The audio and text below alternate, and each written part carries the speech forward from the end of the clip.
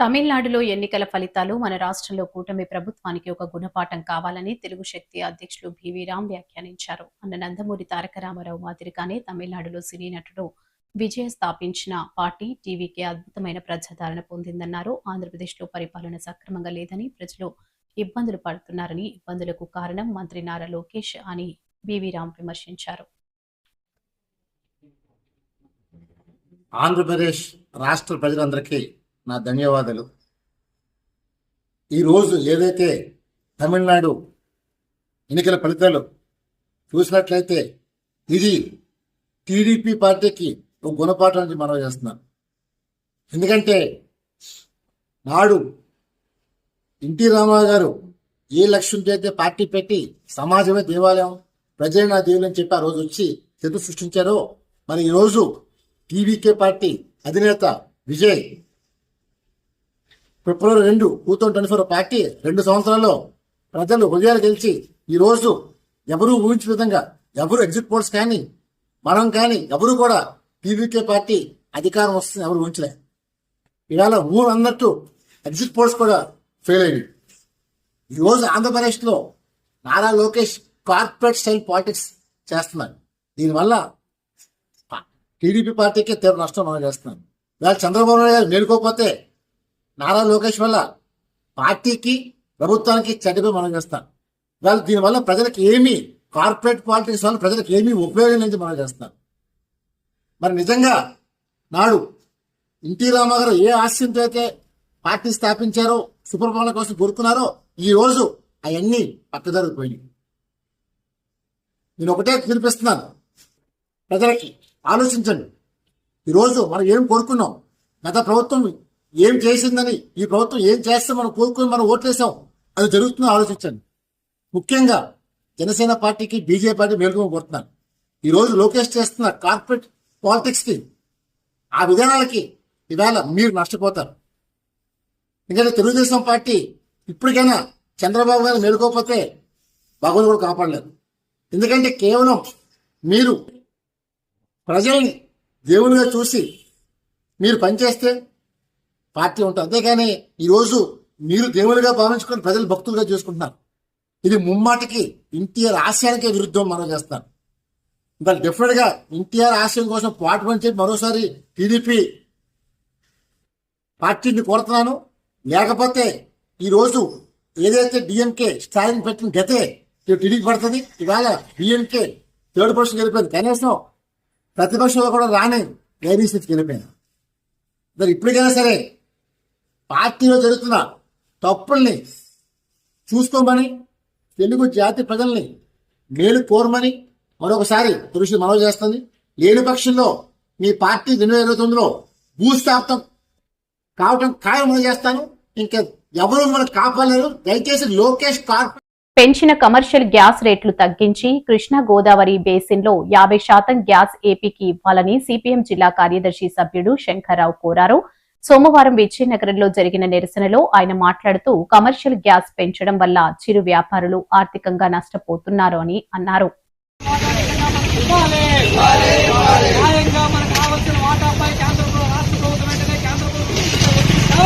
Gas భారాలపై ఉపశమనం కల్పించాలి. ప్రజలందరికీ గ్యాస్ భారాలపై ఉపశమనం కల్పించాలి. ప్రజలందరికీ గ్యాస్ భారాలపై ఉపశమనం కల్పించాలి. ఏపీ బేసిన్లో మనకు రావాల్సిన చేయాలి. గ్యాస్, పెట్రోల్ పడాలి. జిందాబాద్ సిపిఎం, జిందాబాద్. బీజేపీ ఎన్డీఏ ప్రభుత్వం మే 1 నుంచి కమర్షియల్ గ్యాస్ సిలిండర్ మీద 976 రూపాయలు పెంచి ఈరోజు 3124 రూపాయలకి కమర్షియల్ గ్యాస్ సిలిండర్ తీసుకెళ్లారు. అంటే దీని వలన హోటల్స్ లో ఉన్న యాజమాన్యాలు గాని, చిన్న చిన్న వ్యాపారాలు చేసుకుంటున్నటువంటి తోపుడు బళ్ళ కార్మికులు గాని, బిర్యానీ బళ్ళు, పానీపూరి బళ్ళు, నూడిల్స్ బళ్ళు లాంటి పేద కార్మికులు గాని తీవ్రంగా నష్టపోతారు. ఇది సరైనది కాదని చెప్పి గ్యాస్ పెంచిన ధరని యాజిటీజ్ గా తగ్గించి ప్రజలకు అందుబాటులో తేవాలని చెప్పి సిపిఎం పార్టీ డిమాండ్ చేస్తుంది. గ్యాస్ ధరలు పెంచడాన్ని సిపిఎం విజయనగరం జిల్లా కమిటీ తీవ్రంగా ఖండిస్తూ ఉంది. అంతేకాదు ఆంధ్ర రాష్ట్రానికి కృష్ణా గోదావరి బేసిన్లో గ్యాస్ పడింది. ఆ గ్యాస్ ని 2000 సంవత్సరంలో రిలయన్స్ కంపెనీకి అప్పటి ప్రభుత్వం సోనియా గాంధీ నాయకత్వంలో మన్మోహన్ సింగ్ అప్పచెప్పాడు. ఇది సరైంది కాదు, మేము అధికారంలోకి వస్తే మీ వాటా మీకు ఇస్తామని చెప్పిన బీజేపీ ఎన్డీఏ ఈ రోజు మాట మార్చి మళ్ళా అదే రిలయన్స్ వాడికి బానిసరకం చేస్తుంది. మన వాటా మనకి ఇవ్వడం లేదు. అందుకని సిపిఎం పార్టీ కోరుతా ఉంది, కేజీ బేస్ అనేది మన ఆంధ్ర రాష్ట్రం ఉంది, మాకు అందులో 50% వాటా ఉంది, మా వాటా మాకు ఇవ్వండి, ఇది మా హక్కు అని చెప్పి సిపిఎం డిమాండ్ చేస్తుంది. అందుకు ఈ రోజు ఉన్నటువంటి కూటమి ప్రభుత్వంలో పవన్ కళ్యాణ్ గాని చంద్రబాబు నాయుడు గాని కేంద్రం మీద ఒత్తిడి చేసి ఈ రోజు మన వాటా మనకి తెప్పిస్తే తక్కువ ధరకే గ్యాస్ సప్లై ప్రజలకు గాని ఇటు వ్యాపారులకు గాని చేయడానికి అవకాశం ఉంటుంది. మూడోది, ఈ రోజు ఈ గ్యాస్ సమస్య ఎన్నికలు రాకముందే కమర్షియల్ గ్యాస్ పెంచారు. రేపు ఎన్నికలు పూర్తయితే ఎల్లుండి పూర్తిగా గవర్నమెంట్ ఫార్మ్ అయితే గ్యారంటీగా పేదల మీద ప్రజల మీద సామాన్యుల మీద గ్యాస్ బాగా మళ్ళా పెంచుతారు. ఇప్పటికే 923 ఉంది, అది 1000 రూపాయలు దాటిపోయిన ఆశ్చర్యపోవక్కర్లేదు. అంటే పేద ప్రజలు, కష్టజీవులు, మధ్యతరగతి ఉద్యోగులు, వ్యాపారుల మీద తీవ్రమైన భారాలు వేస్తున్నటువంటి ఈ గ్యాస్ పంపిదల్ని తక్షణమే తగ్గించాలని, లేకపోతే ఈ పోరాటం ప్రజా పోరాటంగా మారుస్తామని సిపిఎం పార్టీగా కేంద్ర రాష్ట్ర ప్రభుత్వాలకు హెచ్చరిక చేస్తా ఉన్నాం. గాజు వికాస్ నగర్ లో స్లాబ్ కూలీ ఒకరి మృతి చెందక 2 తీవ్ర గాయాలతో చికిత్స పొందుతున్నారని న్యూ పోర్ట్ సిఐ కామేశ్వరరావు తెలిపారు. ఈ ఘటనపై కేసు నమోదు చేశామని, మృతి చెందిన వ్యక్తి వివరాలు తెలియాల్సి ఉందన్నారు. Visakhapatnam new port police station పరిధిలో వికాస్ నగర్ కాలనీలో ఈ రోజు 6:15 గంటలో డైల్ 100 కాల్ రావడం జరిగింది. సారాంశం ఏంటంటే స్లాబ్ అనేది కూలిపోవడం జరిగింది అని చెప్పడం జరిగింది కాలరు. అంతటా హుటాహుటిన నేరస్థలానికి రావడం జరిగింది. సదరు స్థలంలో స్లాబ్ పొడవు 13x14 ఉంది. ఏదైతే ఉందో స్లాబ్ ఇంతకు ముందు ఉన్నటువంటి ఇది ఒక షాపు. ఈ షాపు పూర్వం ఫోటో స్టూడియో ఉండేది. కొత్తగా బ్రిడ్జి కట్టడం వల్ల షాపు అండర్ గ్రౌండ్ 3 అడుగులు లోపలికి వెళ్లడంతో స్లాబ్ ఎత్తి పెంచాలనే ఉద్దేశంతో ఒక కాంట్రాక్ట్ ద్వారా 12 జాకీలు, 6 లేబరు, 2 హెల్పరు, ఓనరు ఈవినింగ్ 4:45 వరకు పనిచేస్తున్నారు.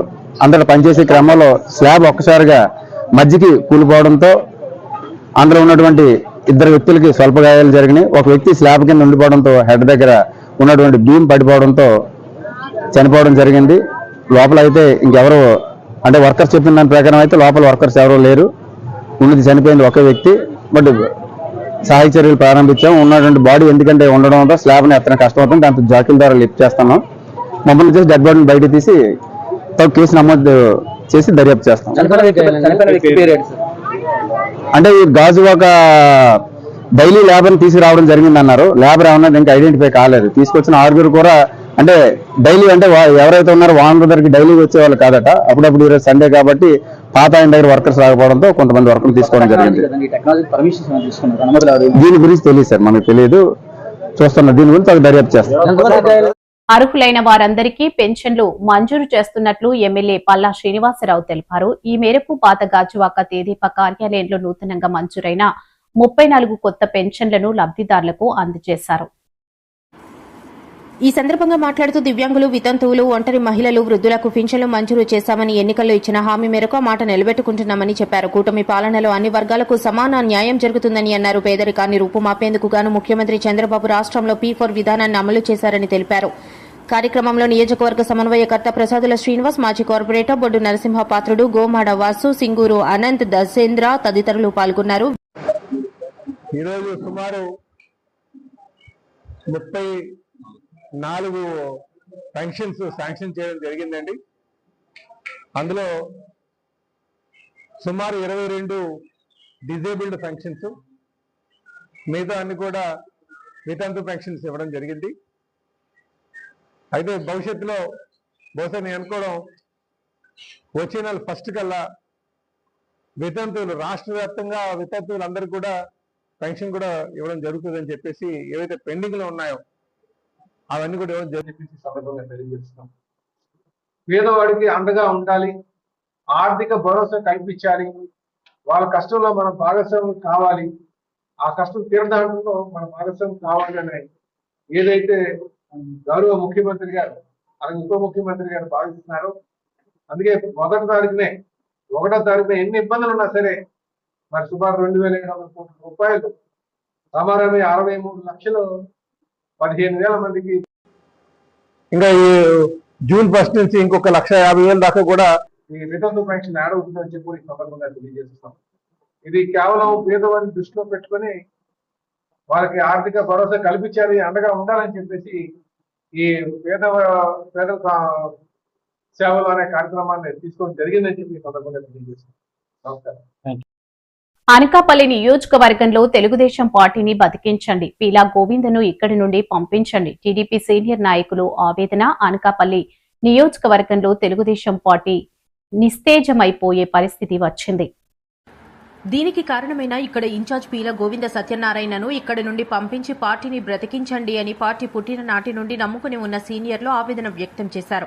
స్థానిక గొల్లవీధి రామాలయంలో మాజీ టీడీపీ కౌన్సిలర్ కుప్పిలి జగన్ ఆధ్వర్యంలో ఆదివారం జరిగిన సమావేశంలో సీనియర్ టీడీపీ నాయకులు బోడి వెంకట్రావు, గుడాల సత్యనారాయణ, వెంకటరమణ, కోటిని ఉమా తదితరులు మాట్లాడుతూ ముఖ్యమంత్రి నారా చంద్రబాబు నాయుడు, నారా లోకేష్ కార్యకర్తలే అధినేతలు అనే నినాదానికి వ్యతిరేకంగా పనిచేస్తున్న పీలాపై గత 11 నెలల క్రితమే జిల్లా అధ్యక్షులు బత్తుల తాతయ్య బాబుకి, రాష్ట్ర అధ్యక్షులు పల్లా శ్రీనివాసరావు, మంత్రి కొల్లు రవీంద్రకు ఫిర్యాదు చేశామని, కానీ ఎటువంటి చర్యలు వారు చేయలేదన్నారు. పీల గోవిందను వెనక్కి పంపించి స్థానిక నాయకులకు ఇన్ఛార్జిగా నియమించి పార్టీని కాపాడాలని కోరారు. అనకాపల్లి మండలంలో తెలుగుదేశం పార్టీ ఆవిర్భావం నుండి పార్టీకి అంకిత భావంతో పనిచేస్తున్న నాయకులను పట్టించుకోకపోవడంతో ప్రస్తుత ఇన్ఛార్జ్ అయిన పీల గోవింద సత్యనారాయణ ఇక్కడ పార్టీని భూస్థాపితం చేసే పనిలోనే ఉన్నారని, అతనిపై క్షేత్రస్థాయిలో విచారణ జరపాలని, అన్నింటిపైన సమగ్ర దర్యాప్తు జరిపించి నిజాలను నిర్ధారించి రాబోయే కాలంలో స్థానిక సంస్థల ఎన్నికలలో, జనరల్ ఎన్నికలలో గాని పార్టీ బలపరిచిన అభ్యర్థులు గెలుపొందాలంటే తక్షణమే పార్టీలో గ్రూపులను ప్రోత్సహిస్తూ పార్టీని తాకట్టు పెట్టి పార్టీకి నష్టం కలిగిస్తున్న అనకాపల్లి నియోజకవర్గ ఇన్ఛార్జ్ పీల గోవింద సత్యనారాయణ ఇన్ఛార్జి పదవి నుండి తొలగించి పార్టీని కాపాడవలసిందిగా జిల్లా అధ్యక్షుల నుండి అధినేత చంద్రబాబు వరకు కూడా కోరుతున్నాము అన్నారు.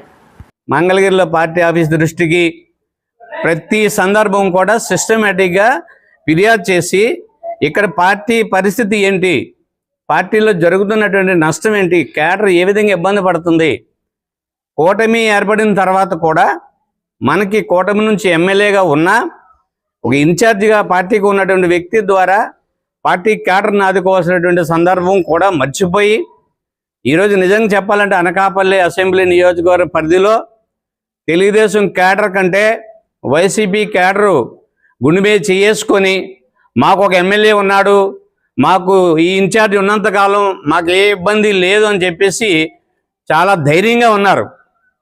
తెలుగుదేశం కేడర్కే ఆ ధైర్యం లేని పరిస్థితి ఉంది. ఎందుకంటే ఇబ్బందులు పడుతుంది తెలుగుదేశం పార్టీ కేడర్. గత ప్రభుత్వంలో వైసీపీ గవర్నమెంట్ ఉన్నప్పుడు ఇదే తెలుగుదేశం సీనియర్ కేడర్ అంతా కూడా ఇబ్బందులు పడ్డారు. తెలుగుదేశం ప్రభుత్వం, కూటమి ప్రభుత్వం వచ్చాక కూడా ఈ నియోజకవర్గంలో తెలుగుదేశం కేడరు అనేక ఇబ్బందులు పడుతూ చాలా చావుబతుకుల మధ్య ఉన్న పరిస్థితుల్లో మేము తెలుగుదేశంలో ఉన్నామా ఎక్కడున్నామా అని చెప్పేసి చెప్పుకోలేని దౌర్భాగ్యమైన పరిస్థితుల్లో ఉన్నారని ప్రతి సందర్భంలో తెలుగుదేశం పార్టీకి సంబంధించిన అన్ని మార్గాల్లోనూ కూడా చంద్రబాబు నాయుడు గారు అనేక మార్గాల్లో ఇక్కడ సమాచారం తెప్పించుకుంటున్నారు. ఆయన దగ్గర పూర్తి సమాచారం ఉంది. మరి వాళ్ళని అధిష్టానంలో ఉన్న వాళ్ళని, జోనల్ ఇన్ఛార్జీలని, ఇక్కడ ఉన్నటువంటి వేగుల్ని ఏ రకంగా సంతృప్తిపరుచుతున్నారో మా పీల గోవింద సత్యనారాయణ ఇన్ఛార్జి గారు మాకు తెలియదు. కానీ ఇది మసిపూసి మారేడుకాయ చేసి పార్టీ అధిష్టానం దగ్గర మార్కులు కొట్టేస్తున్నారేమో తెలియదు. కానీ ఇక్కడ కేడర్ దగ్గర మాత్రం ఆయనకు మార్కులు లేవు. గోవింద్ గారి దగ్గరికి వెళ్తే ఒరే పోరా అంటాడండి. అసలు చిన్న సమస్య మీద వెళ్తే పోరాడాడండి, మెట్లు దిగి పోరాడాడండి. దానికి సాక్షులు కూడా బొలిశెట్టి శ్రీనివాసరావు చాలా మంది ఉన్నారు అక్కడ. అందరి సమక్షంలో కూడా మాలాంటి కార్యకర్తలు, మేము ఒక మాజీ మున్సిపల్ కౌన్సిలర్ని, ఒక మాజీ ట్రస్ట్ బోర్డు చైర్మన్ని, ఒక చిన్న విషయం మీద ఆయన దగ్గరికి వెళ్తే న్యాయం నా వైపు ఉండి కూడా వైసీపీకి సపోర్ట్ చేశారు, నన్ను ఎప్పుడు చీఫ్ పోరా అన్నారండి. అప్పుడు కంచి ఆయన దగ్గరికి వెళ్ళడం మనిషాను. మాకు గ్రూప్ అంటే లేదు. అప్పుడు ఇక్కడ ఏంటంటే జగదీష్ గారు ప్రతి కార్యకర్తలు కూడా ఆదరిస్తారు. అందులో మన జిల్లా పార్టీ ఆఫీసు, జిల్లా పార్టీ ఆఫీస్ అయినా ఎమ్మెల్యే కూటమి ప్రభుత్వం అక్రమంగా పెట్టిన కేసులో బెయిల్పై విడుదల అయిన విశాఖపట్నం విచ్చేసిన రాష్ట్ర పార్టీ ప్రధాన కార్యదర్శి మీడియా విభాగం పూడి శ్రీహరిని విశాఖపట్నం ఎయిర్పోర్ట్ లో స్వాగతం పలికిన విశాఖపట్నం జిల్లా పార్టీ అధ్యక్షులు కెకే రాజు. ఈ కార్యక్రమంలో భాగంగా కెకే రాజు మీడియాతో మాట్లాడారు. అందరికీ నమస్కారం. కూటమి ప్రభుత్వం అధికారంలోకి వచ్చిన తర్వాత ముఖ్యమంత్రి చంద్రబాబు నాయుడు గారు ఎన్నికలకు ముందు ఇచ్చిన హామీల్ని వాగ్దానాలన్నింటినీ కూడా విస్మరించి ఒక అసమర్థ పాలనతో ప్రజలందరినీ కూడా ఆందోళన గురి చేస్తున్న సమయంలో గౌరవప్రదమైన ప్రతిపక్ష పార్టీగా ఒక ప్రతిపక్ష నాయకుడిగా వైఎస్ జగన్మోహన్ రెడ్డి గారి ప్రజల పక్షాన పోరాటం చేస్తూ ఈ ప్రభుత్వం చేస్తున్న పోరాటంలో భాగంగా ఈరోజు సోషల్ మీడియా ద్వారా గాని జగన్మోహన్ రెడ్డి గారి ప్రెస్ మీట్ల ద్వారా గాని ఏ విధంగా ప్రజల పక్షాన పోరాటం చేసి ఈ ప్రభుత్వంపై ఒత్తిడి తీసుకొచ్చి కూటమి ప్రభుత్వం అధికారంలోకి వచ్చే సంవత్సర కాలం పూర్తయిన సందర్భంగా గతంలో వెన్నుపోటు దినం దగ్గర నుంచి యువత కోరు కావచ్చు, ఫీజు కోరు కావచ్చు, రైతు భరోసా గురించి కావచ్చు, జగన్మోహన్ రెడ్డి గారు చేసిన పోరాటంలో ప్రతి మీడియాకి సంబంధించి సమాచారానికి సంబంధించి జగన్మోహన్ రెడ్డి గారి అనుంగ శిష్యుడిగా వైఎస్ఆర్ కాంగ్రెస్ పార్టీ యొక్క ఆలోచన ధోరణి, వైఎస్ఆర్ కాంగ్రెస్ యొక్క పోరాట పట్టుకుని జగన్మోహన్ రెడ్డి గారికి సిపిఆర్ఓగా వైఎస్ఆర్ కాంగ్రెస్ పార్టీ మీడియా విభాగం జనరల్ సెక్రటరీగా ప్రజల పక్షాన పోరాటంలో భాగస్వామైనటువంటి పూడి శ్రీహరి గారిని కేవలం ఈ కూటమి ప్రభుత్వం చేస్తున్న తప్పుల్ని, అన్యాయాల్ని, అక్రమాల్ని, అరాచకాల్ని ఈ కూటమి ప్రభుత్వం ప్రజల పక్షాన వ్యవహరిస్తున్న నిర్లక్ష్య ధోరణి తన కలం ద్వారా ఎప్పటికప్పుడు ప్రజల్ని చేరవేసి పత్రికల ద్వారా, టీవీ ఛానళ్ల ద్వారా ప్రజల్ని చైతన్యపరిచి చేస్తున్నారనే ఒక దురుద్దేశంతో ఆ కళాన్ని ఆపాలి, ఆ గొంతుకును నొక్కాలని కుట్రలు కుతంత్రాలు చేసి తప్పుడు కేసులు బనాయించి పూడి శ్రీహరి గారిని ఒక అప్రజాస్వామికంగా కూటమి ప్రభుత్వం అరెస్ట్ చేయడం జరిగింది. ఏది ఏమైనా సత్యమేవ జయతే అని ఎప్పుడు ధర్మమే గెలుస్తుంది. ఈరోజు శ్రీహరి గారు ఎప్పుడు కూడా జగన్మోహన్ రెడ్డి గారి ఆలోచన ధోరణి, వైఎస్ఆర్ కాంగ్రెస్ పార్టీ యొక్క పోరాట పట్టుకుని ప్రజల్లోకి తీసుకెళ్లేదు తప్ప ఇప్పుడు కూడా దాని వ్యక్తిగతంగా ఏ నిర్ణయం కూడా ఇప్పుడు కూడా తీసుకోలేదు. గతంలో జగన్మోహన్ రెడ్డి గారు 2014 నుంచి 2019 వరకు కూడా ప్రతిపక్ష నాయకుడిగా ఉన్నప్పుడు కూడా జగన్మోహన్ రెడ్డి గారి ప్రజా సంకల్ప యాత్రలో కూడా ఆయన అడుగులో వెనక అడుగేసి అప్పుడు కూడా ఆ రోజు కూడా జగన్మోహన్ రెడ్డి గారికి ఎప్పటికప్పుడు స్థానిక కొన్ని ఏ ప్రాంతంలో పాదయాత్ర జరుగుతుంటే ఆ ప్రాంతంలో ఎలాంటి సమస్యలు ఉన్నాయి, ఆ ప్రాంతంలో ప్రజలు ఏ విధంగా ఇబ్బంది పడుతున్నారు, అప్పుడు చంద్రబాబు నాయుడు గారి పాలనలో ఏ విధంగా ప్రజలు నష్టాలని కష్టాలని చవి చూస్తున్నారు అప్పుడు కూడా జగన్మోహన్ రెడ్డి గారు చేయరు. తదనంతరం జగన్మోహన్ రెడ్డి గారు ముఖ్యమంత్రి అయిన తర్వాత కూడా ఎప్పటికప్పుడు ప్రజల యొక్క ఆలోచనల్ని, క్షేత్రస్థాయిలో ఉన్న పరిస్థితుల్ని జగన్మోహన్ రెడ్డి గారి నివేదిక ఇవ్వడం. ఇప్పుడు అధికారంలో మళ్ళీ పంచగ్రామాల భూ సమస్య పరిష్కారానికి సిపిఎం పాదయాత్ర ఘన ప్రారంభం. వేపగుంట నాయుడు తోట జంక్షన్ లో లోకనాథం ప్రారంభం. ప్రజల నుంచి విశేష స్పందన. సింహాచలం పంచగ్రామాల ప్రజలను 3 దశాబ్దాలుగా వేధిస్తున్న భూ సమస్యకు శాశ్వత పరిష్కారం సాధించాలనే డిమాండ్తో భారత కమ్యూనిస్టు పార్టీ. చంద్రబాబు నాయుడు గారు కూటమి ప్రభుత్వ అధికారంలోకి వచ్చిన తర్వాత పంచగ్రామాల భూ సమస్యని 100 రోజుల్లో పరిష్కారం చేస్తామని చెప్పని హామీ ఇచ్చారు. ఎన్నికల ముందు హామీ ఇచ్చారు, ఎన్నికల తర్వాత కూడా హామీ ఇచ్చారు. 2 ఏళ్ళు అవుతుంది ప్రభుత్వం వచ్చి, ఇంతవరకు సమస్య పరిష్కారం చేయడం లేదు. దశాబ్దాల తరబడి హక్కుదారులుగా ఉన్నటువంటి రైతులు, ఇల్లు నిర్మించుకునే వాళ్ళు, స్థలాలు యజమానులు వాళ్ళు ఇల్లు కట్టుకునేవట్లేదు, ఇళ్ల మీద ఇల్లు ఇవ్వట్లేదు, గోళ్ళు కట్టుకునేవట్లేదు, వాళ్ళ అవసరాలకు తగ్గట్టుగా క్రయ విక్రయాలు చేయనివ్వట్లేదు. దీనివల్ల అనేక మంది యజమానులు తమ పిల్లలు చదివించుకోవడానికి, అదేవిధంగా వాళ్ళ పిల్లలకి వివాహాలు చేయడం కోసం చాలా ఇబ్బంది పడుతూ ఉన్నారు. వాళ్ళ ప్రజల ఆస్తుల మీద ప్రజల హక్కు లేకుండా చేయడం అని చెప్పిన దుర్మార్గం విషయం. కాబట్టి ఇది చంద్రబాబు నాయుడు ప్రభుత్వమే ఈ సమస్య సృష్టించింది. ఈ సమస్య పరిష్కారం చేయాల్సిన బాధ్యత కూడా చంద్రబాబు నాయుడు ప్రభుత్వం ఉంది. హామీ ఇచ్చారు, హామీ ప్రకారం వెంటనే అమలు చేయమని చెప్పని మేము డిమాండ్ చేస్తూ ఉన్నాం. స్థానిక ఎంపీకి, ఎమ్మెల్యేలకి ప్రజలు ఓటేసి గెలిపించారండి. ఈ రాష్ట్రంలో ఎక్కడ లేని విధంగా ఎంపీకి అత్యంత మెజార్టీ ఇచ్చారు. ఆయన ఏం చేస్తున్నాడు? ఎండాడ రుషికొండ ప్రాంతంలో ప్రభుత్వానికి చెందినటువంటి దాదాపు 55 ఎకరాల భూమిని కబ్జా చేసి సుమారు 5,000 కోట్ల రూపాయలు ఆ భూములు అక్రమ నిర్మాణాలు చేస్తూ ఉన్నారు. ఎంపీగా నడుతున్నాం, మీకు విశాఖపట్నం ప్రధానికం మీ ఆస్తులు అక్రమాస్తులను క్రమబద్ధీకరణ చేయడం కోసం, ఇళ్ల నిర్మాణం కోసం చేస్తున్నారా, లేదా పంచగ్రామాల భూ పరిష్కారం చేయడం కోసం ఇచ్చారా? కాబట్టి మీకు ఏమార్చేస్తున్నా కానీ ఒకవైపున ఈ సమస్య పరిష్కారం చేస్తామని ప్రతి ఎన్నికల సందర్భంగానే తెలియజేస్తూ ఉన్నారు. మనందరూ తెలుసు, ఈ సమస్య రావడానికి ప్రధానమైన కారణం గతంలో ఉన్న తెలుగుదేశం ప్రభుత్వం.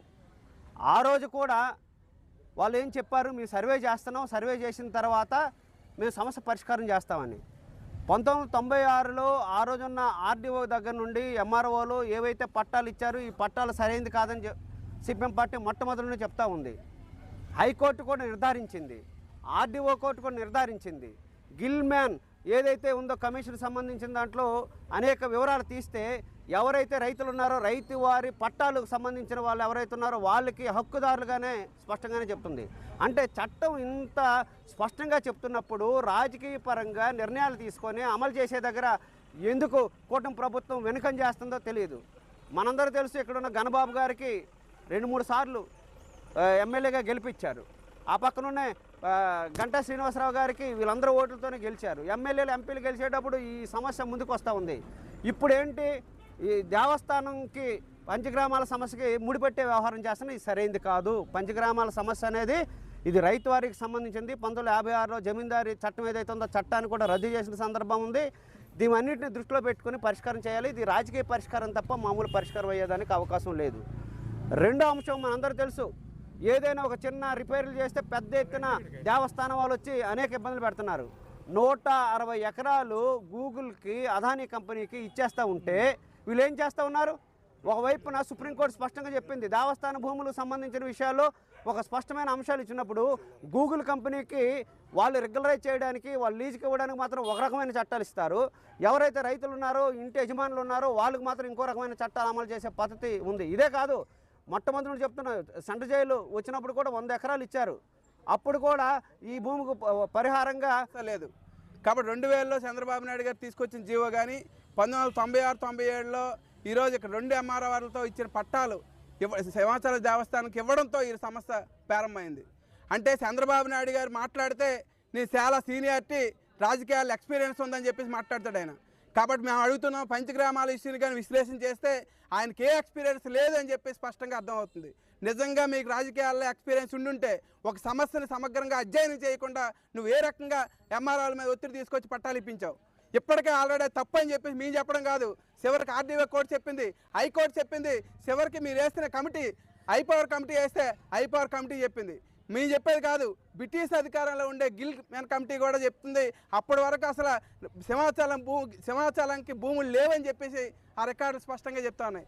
మరి ఇంత తెలిసిన తర్వాత కూడా ఈ రోజు కూడా రోజు మాట్లాడితే ఏం చెప్తున్నారు చంద్రబాబు నాయుడు గారు? ముందు అధికారంలో 2014 అధికారంలో వచ్చే ముందు 100 రోజుల్లో పరిష్కారం చేస్తానన్నాడు. తర్వాత ఈ అధికారం అంతకుముందు వైసీపీ ప్రభుత్వం వచ్చేటప్పుడు టీడీపీ వాళ్ళు చేయలేదు, మేము చేస్తామని చెప్పేసి అన్నారు. వాళ్ళేమీ చేయలేదు. రెండోసారి అధికారంలోకి వచ్చిన చంద్రబాబు నాయుడు గారు మళ్ళీ మేము వెంటనే పరిష్కారం చేస్తేనే మా కోట్లు వేయండి అని చెప్పేసి మాట్లాడారు. ఇప్పటికి ఆల్రెడీ 100 రోజులు కాదు కదా, 2 సంవత్సరాలు అయిపోయింది, ఈ రోజుకి పరిష్కారం చేయట్లేదు. చివరికి అసెంబ్లీలో ఏదో ఆ ఎమ్మెల్యేలు అందరూ ఏదో మభ్య పెట్టే విధంగా మాట్లాడుతున్నారు. మేము అడగదలుచుకున్నాం, నిజంగా ఎంఆర్ఓతో ఒత్తిడి తీసుకొచ్చి మీరు ఇచ్చిన పట్టాల్ని రద్దు చేస్తే సమస్య పరిష్కారం అయిపోద్ది. లేదు, ఇప్పటికీ ఆల్రెడీ గూగుల్కి మీరు ఆల్రెడీ ఏ రకంగా భూములు ఇస్తా ఉన్నారు, హైకోర్టు కోర్టులు ఏం సంబంధం లేదా? మరి అటువంటప్పుడు ఈరోజు మా భూముల్ని ఈరోజు మీరు పట్టాలు ఇప్పించి ఆ రకంగా దాన్ని రద్దు చేసి సవరణ చేసి ఈరోజు కానీ రైతులకు కానీ ఇక్కడ ఉండే ఇల్లు స్థలాలకు కానీ ఇంటి ఓనర్లకు కానీ ఇవ్వడానికి సాధ్యం అవుతుంది. చిన్న సవరణ చేయడానికి ఈరోజు చంద్రబాబు నాయుడు ప్రభుత్వానికి తీరుబాటు లేదు, ఖాళీ లేదు. నిన్న కాక మొన్న ఇక్కడికి వచ్చి సింహాచల దేవస్థానాన్ని వచ్చి దర్శించుకున్నారు. కనీసం దీనికోసం మాట్లాడే పరిస్థితి లేదు. ఎప్పటికైనా చెప్తున్నాము, ఇక్కడ ఉండే రాజకీయ పార్టీలు అన్నిటికి కూడా ఈ సమస్య ఇప్పటికే చంద్రబాబు నాయుడు కూటమి ప్రభుత్వం ఇప్పటికైనా పరిష్కారం చేయకపోతే రేపు 12వ తారీఖున బహిరంగ సభతో ఆగిపోదు. బహిరంగ సభతో సహా చివరికి అసెంబ్లీ సమావేశాల్లో అసెంబ్లీ ముట్టడించవలసి వస్తుంది, ఎమ్మెల్యేల ఇల్లులు ముట్టడించవలసి వస్తుంది. అటువంటి పరిస్థితికి